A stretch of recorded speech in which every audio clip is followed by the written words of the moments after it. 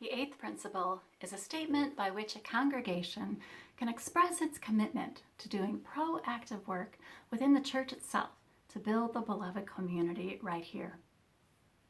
Adopting and living into this principle is a way forward in this ongoing work, which ultimately is about love. Now, if you haven't already seen my sermon on the eighth principle, please watch that. This video is for folks who want more historical context than I was able to include there. I've shared elsewhere some resources around the history that this latest movement builds on within our Unitarian Universalist tradition, so you can check that out as well if you like.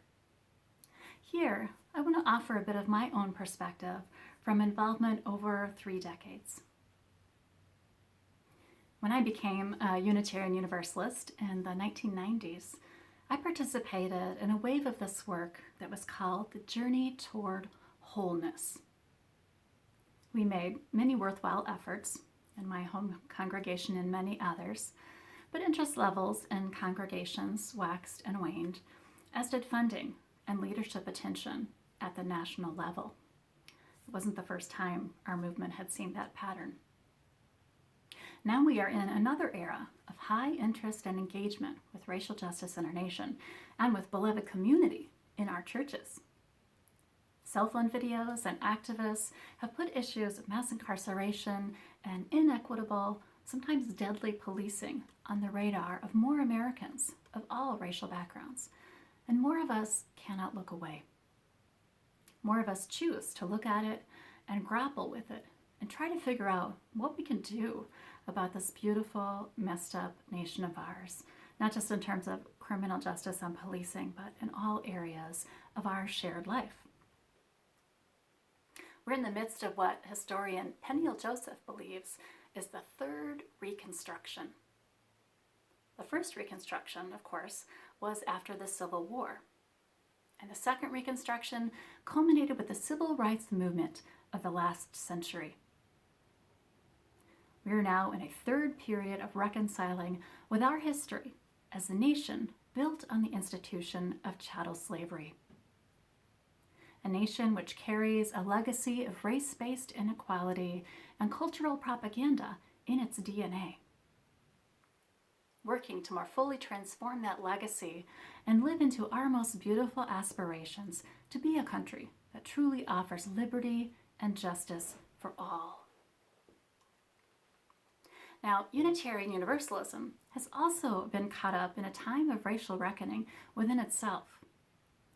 In 2016 to 2017, my first year in parish ministry with another congregation, a fraud hiring decision in the National Unitarian Universalist Association, one in which unconscious assumptions about who is qualified to lead were in play, led to a period of deep self-examination and engagement, not only at the national level, but in many of our churches. Religious educators of color led the way in inviting congregations to hold teach-ins and dig in and learn and grapple with the legacy of racism that we have inherited as Americans, a legacy that Unitarian Universalism could not escape.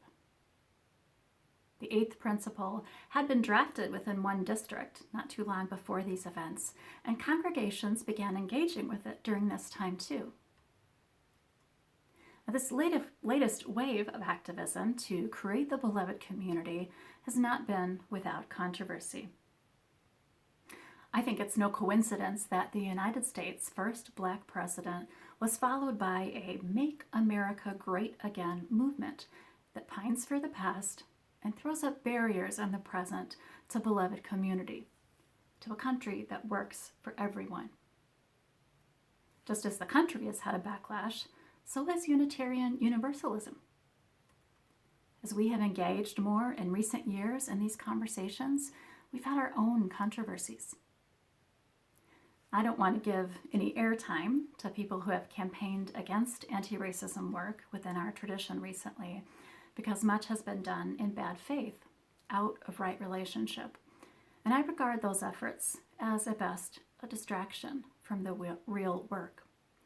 And the point is, Unitarian Universalism is not immune from these same currents of fear and spasms of resistance to change that move through our country as a whole. Now, I want to acknowledge that as tender and explosive as the subject of racism can be in our country, it also has been a fulcrum of anxiety within this particular church. Several years ago, before my time here, so I simply relay what I have learned, a group of activists in the congregation wanted the church to take some action to express that Black Lives Matter. A banner was hung with that saying. However, unlike other issues on which the church had taken a stand previously, like becoming a GLBTQ welcoming congregation and a green sanctuary, the congregation as a whole was not involved in the decision initially to put out a Black Lives Matter banner. Some were concerned whether this would make the church a target for vandalism, and some people were simply upset that a decision was made unilaterally.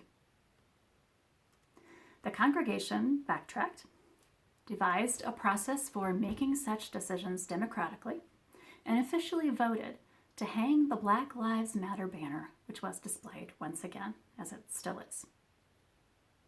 In the process, I understand some people felt hurt that a statement so consistent with our first principle would even require a vote, or that there could be concerns about it.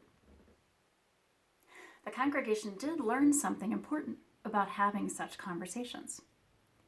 I was pleased that just this past fall, we used the new taking a stand process and policy again when the congregation voted in support of reproductive health and justice. We used our process and it worked well. As we engage with the eighth principle now, the past kerfuffle over the Black Lives Matter banner might lead some folks to prefer to avoid further tension or be wary of possible conflict.